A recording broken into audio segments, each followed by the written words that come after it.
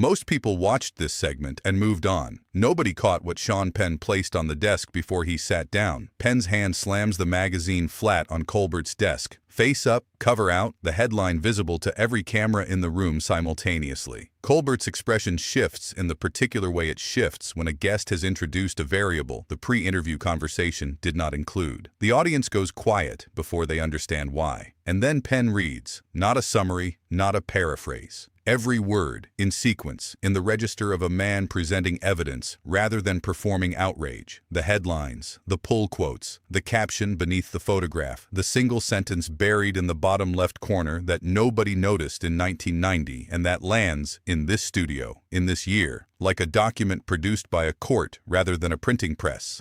But to understand what that magazine contains and why Penn carried it onto a late-night set, rather than leaving it in the speech he could have given on any podcast or platform or press junket, we have to go back to the moment he decided that words alone were no longer sufficient, and that the only thing more devastating than what Trump says about himself is what Trump said about himself, in print, in his own name, before anyone was watching carefully enough to keep the record. Penn walks onto the Late Show stage on a Tuesday evening in the spring of 2025 with the particular energy of a man who has not been sleeping enough and has decided to use the deficit productively. He is promoting Words of War, a film about journalists who document atrocities in conflict zones at personal cost, the kind of project that, in any other political climate, would generate a standard press tour, morning shows, print profiles, a late show appearance where the conversation moves between the film's themes and the actor's personal history and lands somewhere warm and mutually flattering. This is not that appearance. He takes his seat across from Colbert. He shakes the hand. He accepts the audience's welcome with a nod that is not quite a bow and not quite a wave and contains something of both. And then, before Colbert has finished the opening question, a question about the film, about the journalists it depicts, about what drew Penn to the story. Penn reaches into the leather bag he has set beside his chair, produces a magazine, and places it on the desk between them with the flat, deliberate placement of a man who has been waiting for the right surface. The cover faces up. It is a 1990 issue of Playboy magazine, the Trump interview edition, the one in which a 33-year-old Trump, at the height of his first wave of celebrity, sat down for a profile and said things that were reported, filed, published, read by several million people, and then stored in archive databases for 35 years, while the man who said them accumulated power sufficient to make the words retroactively alarming. The studio reads the cover image before anyone reads the text. Colbert looks at it. His expression completes a 4-beat progression in approximately 2 seconds. Recognition, processing, the micro-calculation of a host determining how to receive an object that has just changed the terms of the segment, and then the stillness of someone who has decided to let the guest lead. He folds his hands on the desk. He says nothing. Penn taps the cover once with 2 fingers. "I've been carrying this for 6 months," he says, "not the magazine. The fact that nobody has read this out loud in a room with cameras in it." He looks up at Colbert. "I'd like to do that now." The studio audience is the kind of quiet that a studio audience only achieves when it senses that what is happening is not the segment that was scheduled. Penn opens the magazine to the interview, page 41, marked with a yellow tab, and begins. The 1990 Trump Playboy interview is a document. It is not a document of secrets. Every word was published, distributed, read, and cataloged at the time of its release. What it is, what makes Penn's hands on the desk reading of it different from any previous reference to it, is a document of continuity. The man speaking in its pages is not a different version of the man now in the White House. He is the same man, saying the same things with the same internal logic, in a year when the stakes of his worldview were contained to a real estate empire and a television persona rather than to the foreign policy of the most powerful country on earth. Penn reads the passage about nuclear weapons first. Trump tells the Playboy interviewer that he has always been fascinated by nuclear, that he thinks about it a lot, that he believes the greatest of all stupidities is people's believing it will never happen. He says, "I've always thought about the issue of nuclear war. It's a very important element in my thought process." Penn reads the sentence, sets the magazine flat, lets it sit,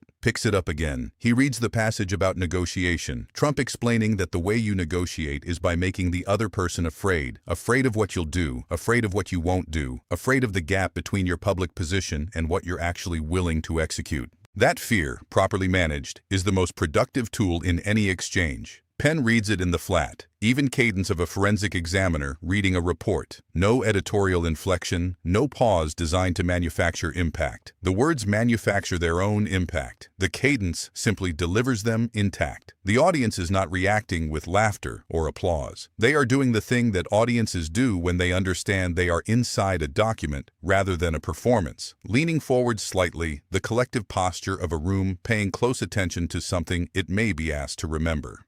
Penn reads the passage about women. This is the section where the studio goes quietest. Trump, in 1990, describes his preferences with the categorical confidence of a man who expects agreement. Not because he is performing for the interviewer, but because the worldview he is expressing is so fully formed and so long established that it does not occur to him that it requires defense. Penn reads each sentence once. He does not repeat them for emphasis. He does not look up from the page to check the audience's response. He reads with the discipline of someone who understands that the material makes its own argument, and his job is to deliver it without contaminating it with performance. Then he reaches the bottom of page 43. The sentence buried there, the one that has sat in the archive for 35 years without being read aloud in a room with cameras, is about legacy. Trump tells the interviewer that he wants to be remembered as someone who never stopped, who never acknowledged limits, who looked at every room he entered and understood it as a space that existed to be dominated, and dominated it, and moved to the next room. The sentence ends. Losers see limits. I see the next move.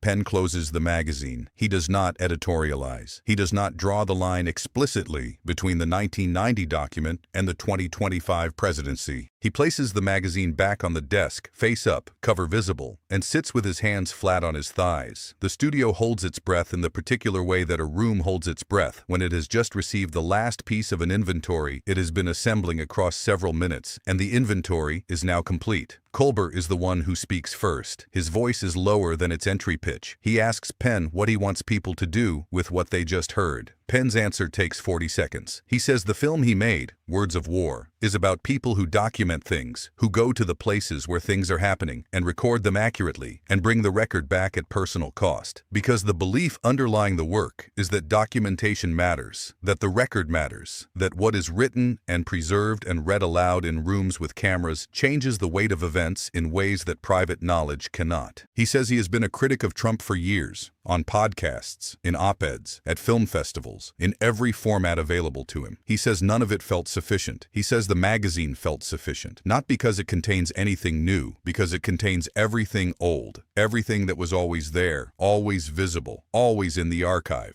presented in its original form, without translation, without summary, read word for word in a room that cannot unreceive it. The tough guy who never was, he says, the phrase he had used on the Louis Theroux podcast 2 weeks earlier, the one that had circulated quietly before tonight. That's not a criticism, that's the inventory. 35 years of the same document, and every room he entered, and every person who carried part of the cost of what that document describes. The inventory is complete. It has always been complete. We just keep forgetting to read it out loud.